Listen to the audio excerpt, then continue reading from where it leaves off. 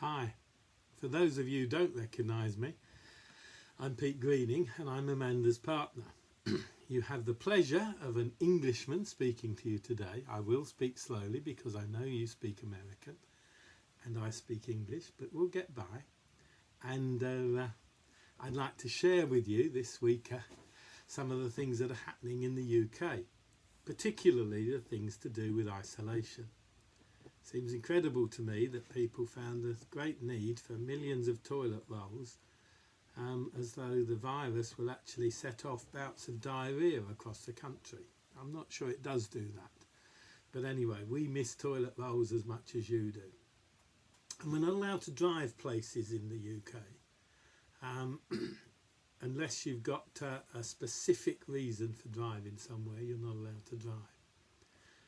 There are several other things, I think, that are different at this time of isolation.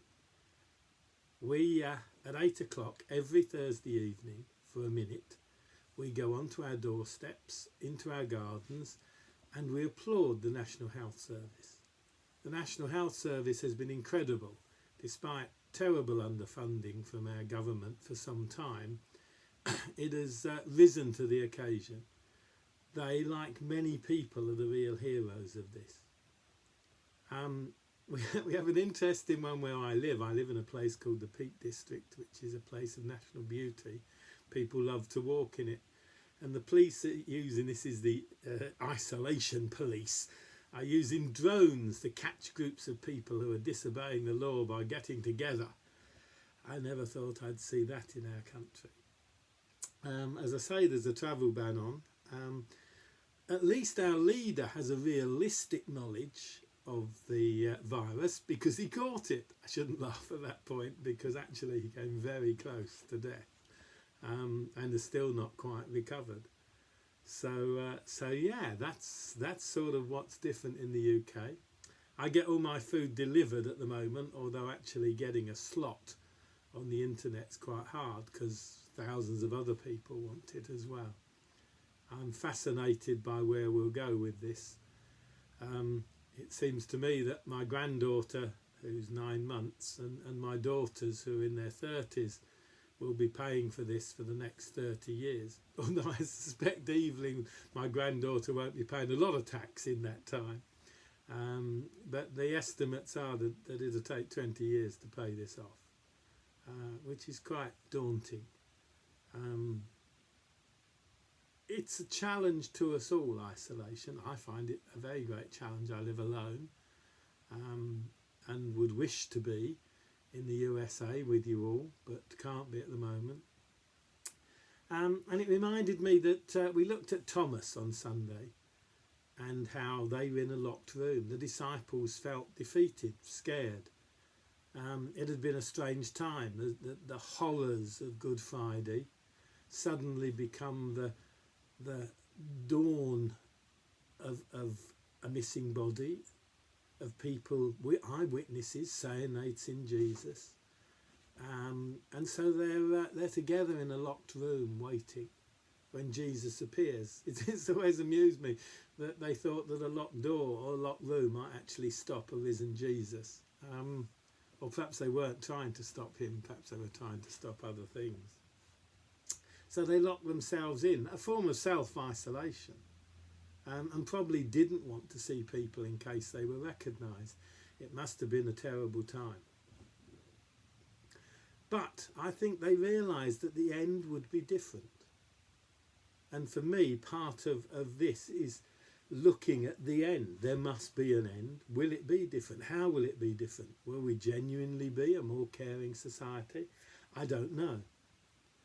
They realised the end was different, and when the risen Christ came and met them, they understood that the future would be different as well. Not the future perhaps they'd envisaged from a warlike Messiah, but a different future. A future with the risen Christ. So whilst it's hard sometimes to look forward to what we have coming and what's happening, it's difficult to remember that our country and other countries have been through similar in the past. We have a man in England who's become suddenly very famous at the age of 99. His birthday to 100 is in 2 or 3 weeks' time. He decided, having been treated for cancer in hospital, to support the NHS. And to do that, he decided to walk around his garden 100 times before his 100th birthday. A difficult task because he needed a frame to walk with, and he was 99.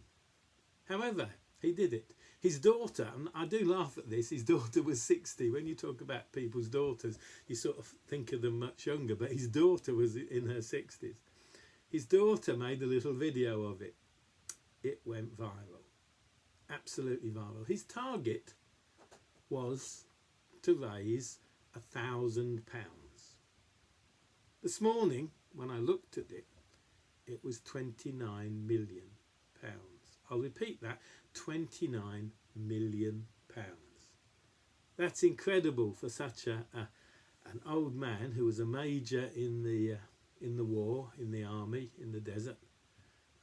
One of a generation that there aren't many left, but who understands what it's like to have different sorts of isolation. Every time he was interviewed, and he was interviewed a lot, every time he was interviewed, it was him saying, "Don't worry, tomorrow it will get better. Tomorrow it will be better." And I think we can all take that to heart. Tomorrow it will be better. But we have to live with today. And some people aren't willing to, particularly in your country, it seems. So let me end with a story from Philadelphia, where I used to live. I lived there for 3 years. In 1918, to celebrate the war and the effort of the war, the people of Philadelphia decided to hold a parade. The difficulty was that they were under quarantine from Spanish flu, which was another incredible pandemic that killed so many people. However, they went ahead, breaking the quarantine, and had the parade. In the next 72 hours, all 31 hospitals in Philadelphia were overloaded. 4,500 people died just in those first 72 hours. So it is worth it in the end, however difficult you're finding it. And I want to end with a thought, I don't know, a prayer or a meditation, whatever you think it is. It would be awful if we waste what this global pandemic has given us by failing to learn what it can teach us about creating a better world. I hope and pray we trust this journey enough to follow it to where we need to go. So here's my short message. It seems back to front when I look at it. The end is nigh. Hopefully it is. May God bless you and your families richly. Amen.